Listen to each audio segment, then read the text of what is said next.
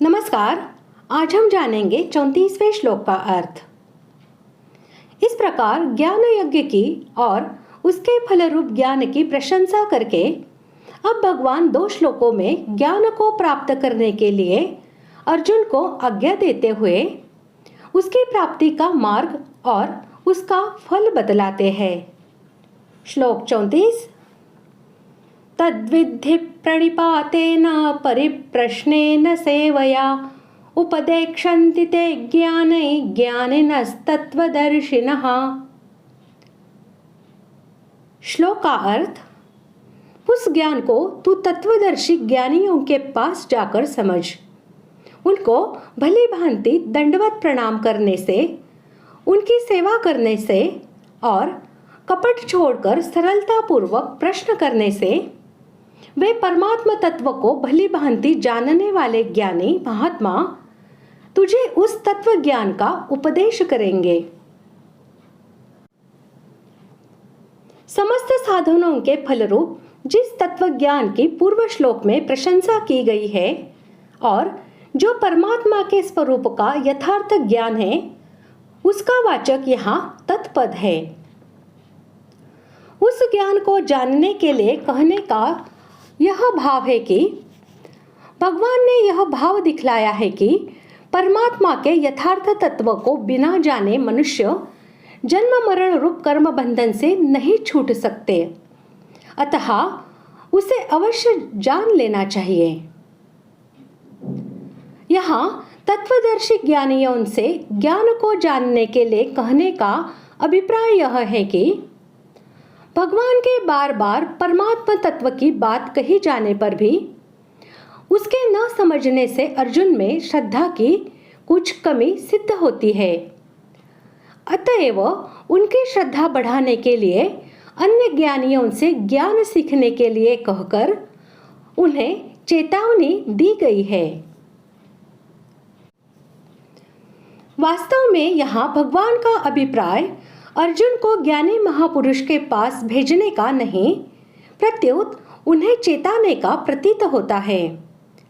जैसे कोई महापुरुष किसी को उसके कल्याण की बात कह रहा है, पर श्रद्धा की कमी के कारण सुनने वाले को वह बात नहीं जंचती, तो वह महापुरुष उसे कह देता है कि तू किसी दूसरे महापुरुष के पास जाकर अपने कल्याण का उपाय पूछ। ऐसे ही भगवान मानो यह कह रहे हैं कि अगर तुझे मेरी बात नहीं जंचती तो तू किसी ज्ञानी महापुरुष के पास जाकर प्रचलित प्रणाली से ज्ञान प्राप्त कर। ज्ञान प्राप्त करने की प्रचलित प्रणाली है कर्मों का स्वरूप से त्याग करके जिज्ञासा पूर्वक श्रोत्रिय और ब्रह्मनिष्ठ गुरु के पास जाकर विधि पूर्वक ज्ञान प्राप्त करना। श्रद्धा भक्ति पूर्वक सरलता से दंडवत प्रणाम करना प्रणिपात कहलाता है। श्रद्धा भक्ति पूर्वक महापुरुषों के पास निवास करना, उनकी आज्ञा का पालन करना, उनके मानसिक भावों को समझकर हर एक प्रकार से उनको सुख पहुंचाने की चेष्टा करना, ये सभी सेवा के अंतर्गत है। परमात्मा के तत्व को जानने की इच्छा से, श्रद्धा और भक्ति भाव से किसी बात को पूछना परिप्रश्न है।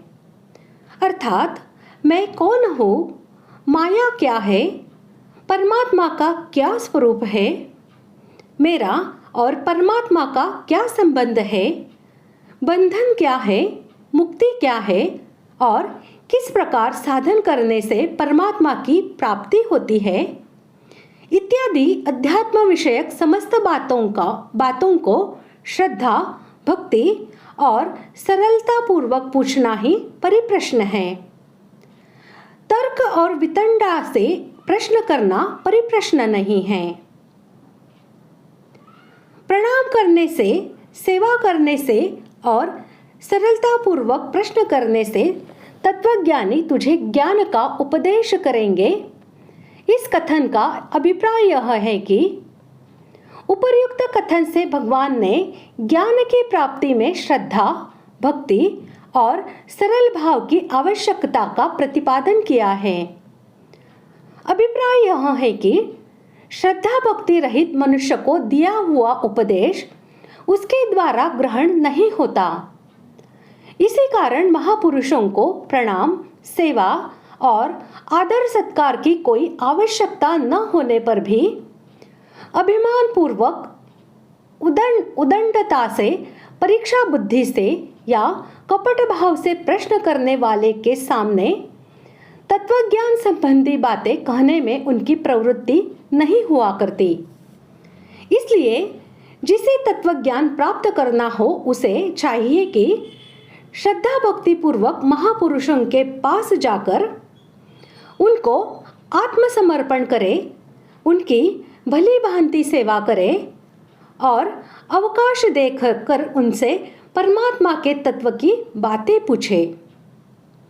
ऐसा करने से जैसे बछड़े को देखकर वात्सल्य भाव से गौ के स्तनों में स्रोत बहने लग जाता है, वैसे ही ज्ञानी पुरुषों के अंतःकरण में उस अधिकारी को उपदेश करने के लिए ज्ञान का समुद्र उमड़ आता है। ज्ञानिनः के साथ तत्वदर्शिनः विशेषण देकर भगवान ने यह भाव दिखलाया है कि परमात्मा के तत्व को भली भांति जानने वाले वेदवेत्ता ज्ञानी महापुरुष ही उस तत्वज्ञान का उपदेश दे सकते हैं। केवल शास्त्र के ज्ञाता या साधारण मनुष्य नहीं। तथा यहाँ बहुवचन का प्रयोग ज्ञानी महापुरुष को आदर देने के लिए किया गया है, यह कहने के लिए नहीं कि तुम्हें बहुत से तत्वज्ञानी मिलकर ज्ञान का उपदेश करेंगे। इस प्रकार आज हमने 34वें श्लोक का अर्थ जान लिया है। अगले भाग में जानते हैं 35वें श्लोक का अर्थ। धन्यवाद।